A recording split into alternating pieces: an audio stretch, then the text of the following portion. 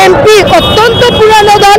আমাদের এই বিজয় একদিনের বিজয় না, 17 বছর আমাদের বিএনপি এবং জনাব ভারপ্রাপ্ত চেয়ারম্যান জনাব তারেক রহমান এবং খালেদা জিয়ার আন্দোলনের ফসলই কিন্তু এই 17 বছর পরে এই বিজয় কারো একার সম্পদ না।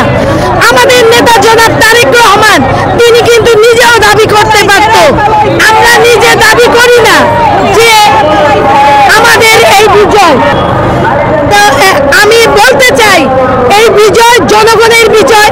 বিএনপি সহ, বিএনপি যেহেতু রাষ্ট্রের একটা বড় দল, সেহেতু বিএনপির এইটাতে অনেক কন্ট্রিবিউশন থাকার পরও আমাদের নেতা জনাব তারেক রহমান কিন্তু এর ভাগ চায়নি। এতে বুঝতে হবে বিএনপি জনগণের দল, বিএনপি অতিশয় সহনশীল একটা দল।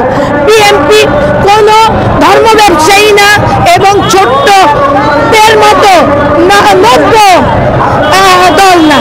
বিএনপি অত্যন্ত পুরানো দল, জিয়া রহমানের দল, মুক্তিযুদ্ধের দল। বিএনপি কখনো কোনো কিছু বেচে না, কোনো চেতনা বেচে না।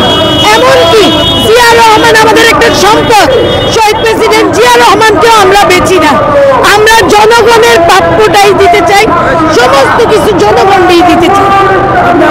এক কথাই বলতে চাই, বাংলাদেশে কোনো দিন কোনো ফ্যাসিবাস এবং কোনো বিয়াদবের স্থান হয়নি, হবেও না। বাংলাদেশ জিন্দাবাদ। কিন্তু দল আমাদেরকে অনেক কিছু দিয়েছে, আমরা দলকে কি দিতে পেরেছি জানি না, কিন্তু আমরা আমাদের জীবন বাজি রেখেছি। শুনেন, একটা বৃহত্তর দল, এই দলের ভিতরে